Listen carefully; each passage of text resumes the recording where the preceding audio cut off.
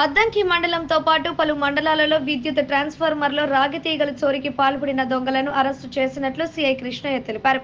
Addanki CI Krishnaiah మీడియాతో మాట్లాడుతూ పొలాల్లో రైతులు ఏర్పాటు చేసుకున్న ట్రాన్స్ఫార్మర్ల చోరీ వల్ల రైతులు చాలా ఇబ్బందులకు గురవుతున్నారని, బాపట్ల జిల్లా ఎస్పీ ఆదేశాల మేరకు స్పెషల్ టీం ఏర్పాటు చేసి వీరిని అదుపులోకి తీసుకోవడం జరిగిందని తెలిపారు. అద్దంకి, బలికురువ, సంతమాగులూరు, కొరిసపాడు మండలాలలోని పలు గ్రామాల్లో గత 4 సంవత్సరాలుగా రాగి తీగల కోసం ట్రాన్స్ఫార్మర్లను చోరీ చేస్తున్నట్లు పోలీసులు తెలిపారు. అద్దంకి పట్టణానికి చెందిన పొట్లూరి చెంచురామయ్య, యాటగిరి రామయ్యలను అదుపులోకి తీసుకున్నట్లు సీఐ చెప్పారు. 6 మండలాలలో కలిపి 39 కేసులు వీరి మీద నమోదు చేయడం జరిగిందని సీఐ కృష్ణయ్య తెలిపారు. వీరి వద్ద నుంచి 330 కేజీల రాగి వైరు, 50 కేజీల అల్యూమినియం వైర్లను స్వాధీనం చేసుకున్నట్లు సీఐ చెప్పారు. వాటి విలువ సుమారుగా 6,16,000 ఉంటుందని, వీటిలో 4,05,000 రూపాయలు దాకా రికవరీ చేయడం జరిగిందని సీఐ కృష్ణయ్య తెలిపారు.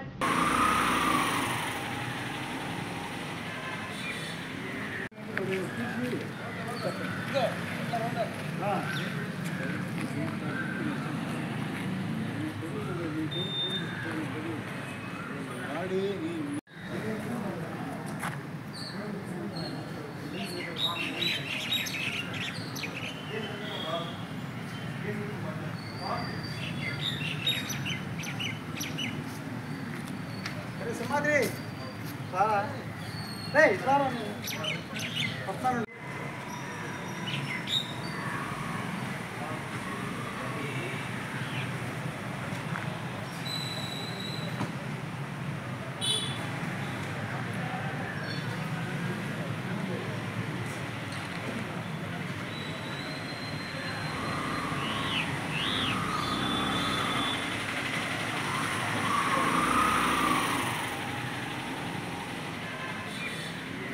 సోదరులకి ముందుగా నమస్కారం.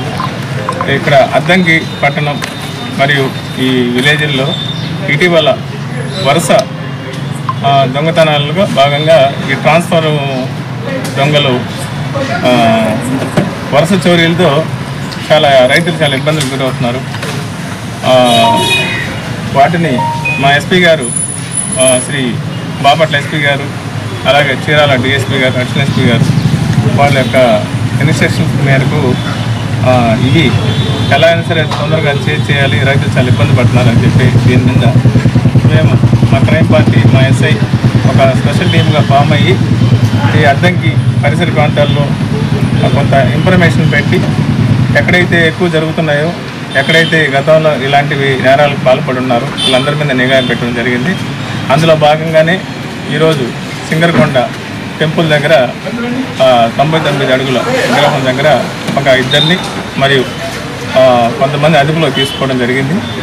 వాళ్ళని విచారిస్తే వాళ్ళ దగ్గర ఒక 1/2 కేజీతో పాటు మొత్తం 330 కేజీలు అంటే 70 కేజీలు అల్యూమినియం, 350 కేజీల దాకా రాగి వాళ్ళ దగ్గర దొరకడం జరిగింది.